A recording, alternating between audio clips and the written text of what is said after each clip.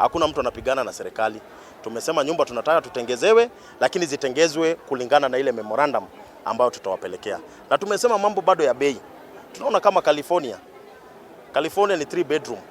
Saa hii wanalipaga 4,000. Hapa Bahati tunalipa 1,000. Lakini tumeona tuko na deni ya Nairobi City County ya 9 million. Hiyo ni kuoneshana watu wameshindwa kulipa manyumba. Lakini tumeagree moving forward, hata wakiongezea ikuwe 1,000 juu na tutengezee hiyo 3 bedroom, tutakubaliana nao, kutakuwa na shida. Memorandum ni kitu ya kwanza, tumesema manyumba zijengwe kwa zile empty spaces. Tuko na kiwanja hapa, nyumba kwanza zijengwe hapo.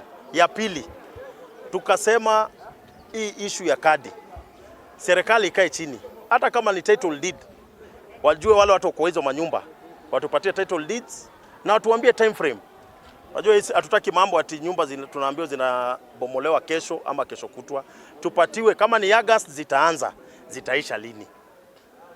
Na first priority wapatiwe wale watu wako na kadi za manyumba. Tunaelewana kuhusu hizi committee zilikuwa mbili, sasa zikawa harmonized, na MCA wetu na sisi wetu ametusaidia sana juu group zimekuja kuwa harmonized na mkutano imekuwa mzuri sana na watu wamesikilizana na kuna mambo imetishishwa. Sisi sote kama wana Bahati residential tuko pamoja na tutakuwa tunasema tukiwa pamoja, tukiwa represented na wale tumekubali wao wakichaguliwa kutoka kwa hao.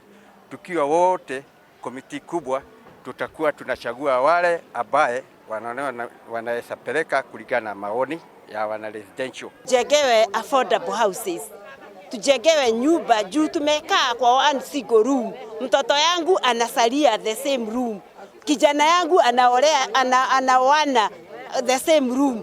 Sasa tumekuwa kama yani watu undeveloped.